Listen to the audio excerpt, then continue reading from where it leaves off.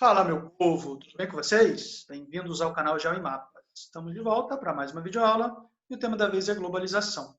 Mas, afinal de contas, o que é essa tal de globalização, gente? Então, na verdade, não existe um consenso entre os especialistas sobre a definição da palavra globalização. Não tem. Então, assim, de maneira geral, de maneira didática, a gente pode compreender a globalização como um fenômeno de integração cada vez maior entre diversas partes do globo.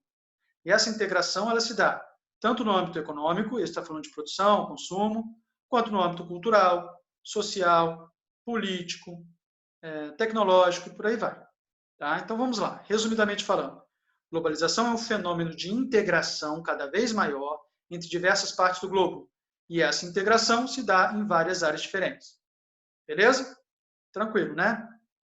Muito bem. Agora, gente, eu quero apontar para vocês dois momentos históricos que são muito importantes para a gente entender a globalização que a gente vive atualmente. O primeiro desses momentos está aí, as grandes navegações. Sim, aquele momento em que os europeus se lançaram ao mar em busca de novos territórios, novos recursos naturais, né, para serem usados como fonte de energia ou matéria-prima, novos mercados consumidores. Tá? Tem aí o símbolozinho da África, mas todos nós sabemos que eles, os europeus, colonizaram não só a África, como também a América, a Oceania, a Ásia. Só não colonizaram a Antártida, né, porque está coberta de gelo. Bom, vamos lá. Outro evento histórico, outro episódio, é a Guerra Fria. Vocês se lembram disso? Dessa treta maluca aí entre Estados Unidos, capitalista, e União Soviética socialista? Pois bem, a chamada ordem bipolar, né? Dois episódios dentro dessa treta aí da Guerra Fria são importantes. A corrida espacial e a corrida armamentista. A corrida espacial, quando as potências disputavam ali para ver quem tinha mais tecnologia, a ponto de chegar no espaço, na Lua, etc. E a corrida armamentista, para ver quem tinha mais tecnologia bélica, de armas mais potentes, mais letais e tudo mais. Tá? Fato é, galera, esses dois episódios históricos, as grandes navegações e a Guerra Fria, contribuíram demais para o processo de desenvolvimento tecnológico. Tá? E aí, gente, é o seguinte, presta atenção. Não dá para entender a globalização sem entender o processo de desenvolvimento tecnológico. Ambos andam de mãozinhas dadas, tá? São crush um do outro, tá? Eles ficam andando aí junto, fazendo o Lomotif, TikTok, Tic-Tac, sei lá como é que é o nome daquele troço lá, tá? Andam de mãos dadas, não dá para entender um sem entender o outro, beleza? Outra coisa importante com relação ao desenvolvimento tecnológico. Ele beneficiou e, ao mesmo tempo, foi beneficiado pelas revoluções industriais e agrícolas. Reparem aí, são vias de mão dupla. Ao mesmo tempo em que o desenvolvimento tecnológico beneficiou e contribuiu para as revoluções industriais, ele foi beneficiado e recebeu contribuições das revoluções industriais. A mesma coisa com as revoluções agrícolas. Tranquilo? Beleza, né? Mas para se entender o fenômeno da globalização, a gente tem que estudar a fundo o desenvolvimento tecnológico nas áreas de comunicação e transporte, tá? Aí, ó, comunicação e transporte. Bom, para estudar mais detalhadamente essas áreas, a gente vai produzir outras videoaulas, tá? Com mais calma. Para falar sobre alguns conceitos para vocês que caem direto em prova. Encurtamento de distância. O que é isso, gente? O mundo está ficando menor? As distâncias estão ficando mais curtas porque o mundo está encolhendo? O planeta está... Não, né? Então, por que desse termo? É porque esta é a sensação que nós temos, que as distâncias estão menores. A gente tem essa sensação justamente por conta do desenvolvimento tecnológico em comunicação e transporte. Tá? Beleza? Isso, dito de outra forma, vira a compressão do espaço-tempo. Quem falou isso foi o geógrafo David Harvey. É a mesma coisa, tá? A impressão que a gente tem que o espaço e o tempo estão menores, tá? Estão comprimidos por conta do desenvolvimento tecnológico, especialmente na área de comunicação e transporte. Aldeia global. Bom, todo mundo sabe que a aldeia é aquele lugar pequeno, onde todo mundo se conhece, todo mundo interage. Não é isso? É quase Itatiaia, né? Quase Coatis, Porto Real, né? Bom, mas a aldeia global é porque o globo, o planeta, se transformou numa grande aldeia. Ou seja, todos nós temos a possibilidade de nos comunicarmos com outras pessoas no mundo inteiro. Então, é como se a gente tivesse a oportunidade de conhecer todo mundo por conta do fenômeno da globalização, que por sua vez é beneficiado pelo desenvolvimento tecnológico nas áreas de comunicação e transporte. Tranquilo?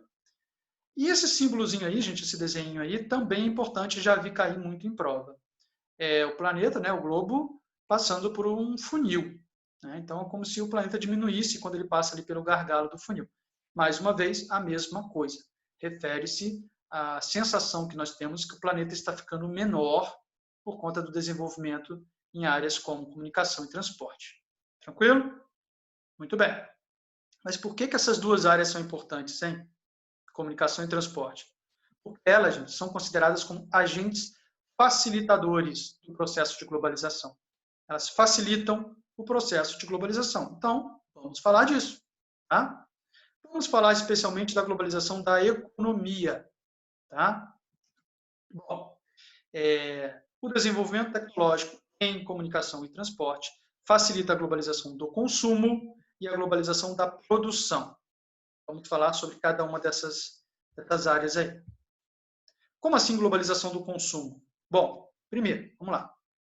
Hoje, você tem a oportunidade de comprar um produto que não é nem fabricado no Brasil e nem vendido no Brasil.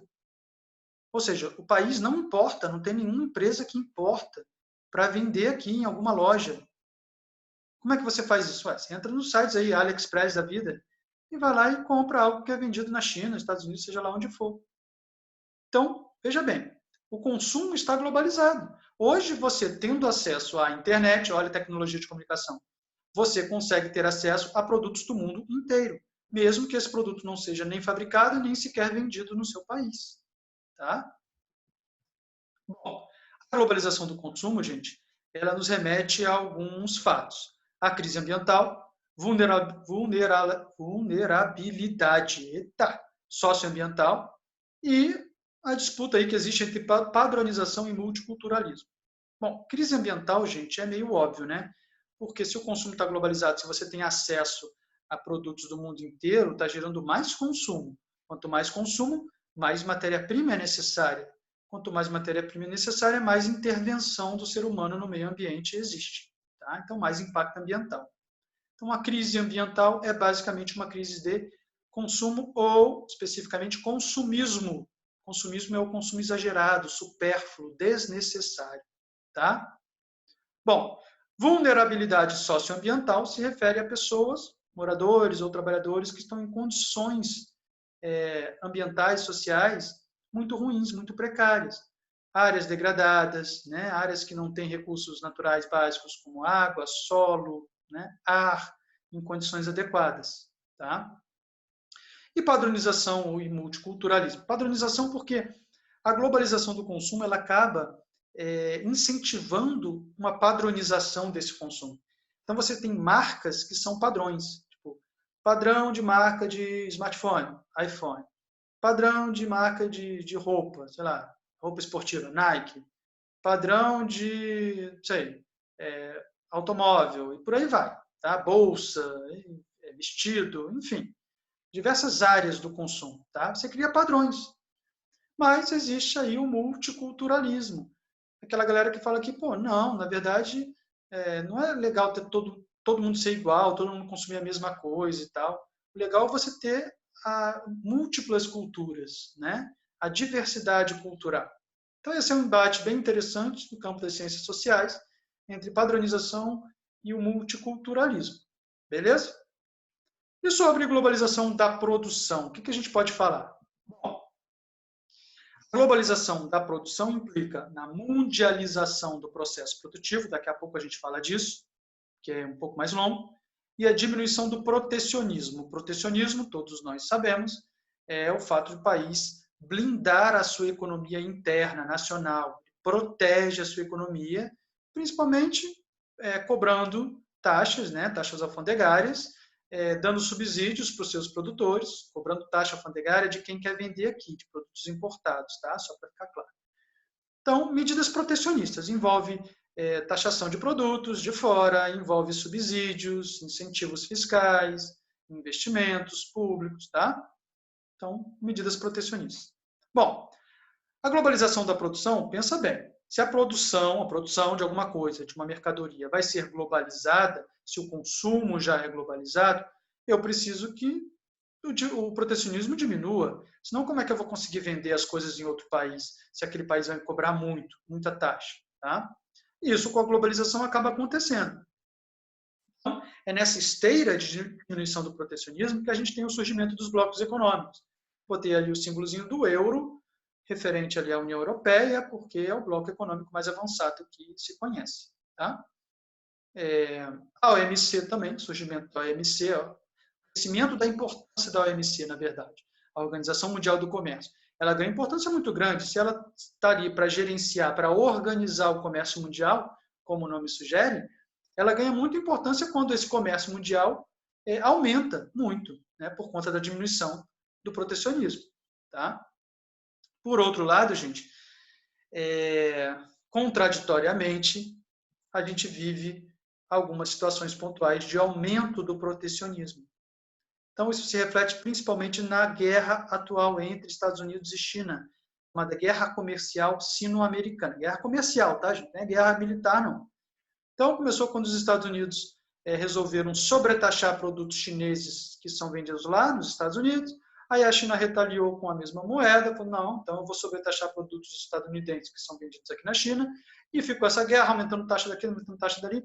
Agora, nós estamos em 2020, em maio de 2020, aparentemente eles chegaram ali num consenso, mas está tudo meio suspenso, né, por conta da pandemia aí, do novo coronavírus. Tranquilo? Mas não deixa de ser uma contradição, né, um cenário de aumento de protecionismo, quando a globalização ela prega a diminuição do protecionismo. É lógico para a globalização que haja diminuição do protecionismo. Tranquilo? Vamos falar então da mundialização do processo produtivo? Bom, quando a gente fala de mundialização do processo produtivo, a gente pode falar das multi e das transnacionais. Elas são usadas como sinônimos, mas a diferença, tá? Multinacional é uma empresa que está presente em vários países, pura e simplesmente. Por exemplo, o McDonald's. McDonald's é do Brasil? Não é, mas está presente no Brasil, está presente em vários países do mundo. Agora, e transnacional? Transnacional é quando uma empresa espalha o seu processo produtivo em vários países. O exemplo mais clássico que a gente tem, inclusive cai bastante prova também, é a da Boeing, da empresa aérea Boeing. Então, o avião da Boeing, cada parte do avião é produzida num país. Eu não sei ao certo, tá? Vou só falar aqui aleatoriamente, só para exemplificar. As asas são produzidas na Itália, a cauda na Rússia, a turbina na Coreia do Sul, e, enfim, o trem de pouso no Japão, enfim, por aí vai. E aí, no final, as peças são todas montadas, né, e formam um avião lá nos Estados Unidos. Isso é uma transnacional, quando ela espalha processo produtivo em vários países diferentes. Partes da cadeia produtiva daquele produto, no caso o avião, é espalhado por vários países. Então, cada parte da cadeia produtiva está localizada em um país diferente. Tá? Então, isso tem muito a ver, tanto a multi quanto a transnacional, muito a ver com a da relocação industrial, quando a indústria muda de local. Por quê? No caso da Boeing, por que a Boeing faz isso? Porque cada peça da Boeing é produzida em um país diferente, né? A ponto dela ser chamada de transnacional. Porque essa é uma estratégia de diminuir os custos de produção. Gente. Como é que você tem menos custo de produção? Ué, você paga uma matéria-prima mais barata e abundante quando você bota a sua fábrica. Quando você tira a sua fábrica de um país central e coloca num país periférico ou semiperiférico. Então, você tem ali matéria-prima abundante e barata, mão de obra abundante e barata, porque é pouco qualificada, tá? Aqui nos países periféricos e semiperiféricos. E você tem subsídios fiscais e ambientais. Aí, o país, o estado, o município, para atrair essa empresa multinacional, transnacional, ele acaba dando vários descontos nos impostos, várias facilidades. Tá? Então, isso tudo reflete num custo de produção menor. Por isso que a relocação industrial faz sentido. Tá?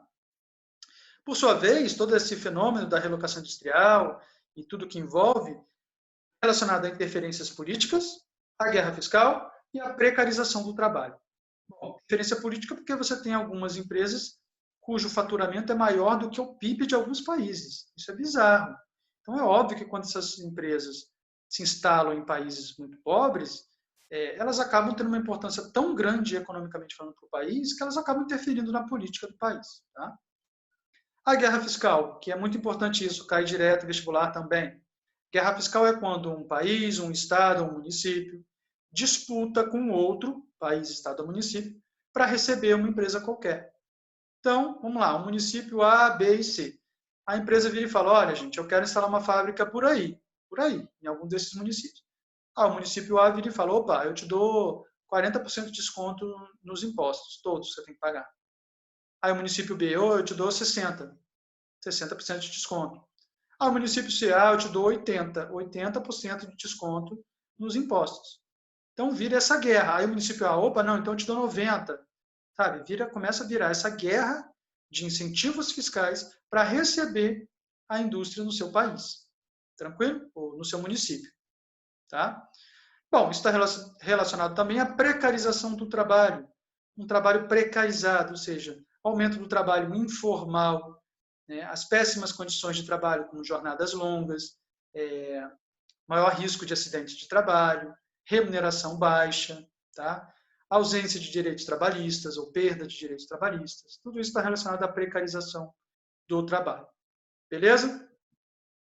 Então, gente, para finalizar, a gente pode dizer que a globalização possibilita o aumento do acúmulo de riquezas, mas ela amplia as desigualdades. Por quê? Porque a globalização não é acessível, ela não acontece para todo mundo da mesma maneira, com a mesma intensidade. Tá? Então, a globalização que promete ser algo universalizante, que atinge a todos da mesma maneira, infelizmente não é isso que acontece. Tranquilo? Beleza? Essa foi nossa aula resumida sobre globalização. Se tiver alguma dúvida, deixe aqui nos comentários ou me procure nas redes sociais. Beleza? Valeu! E não foi.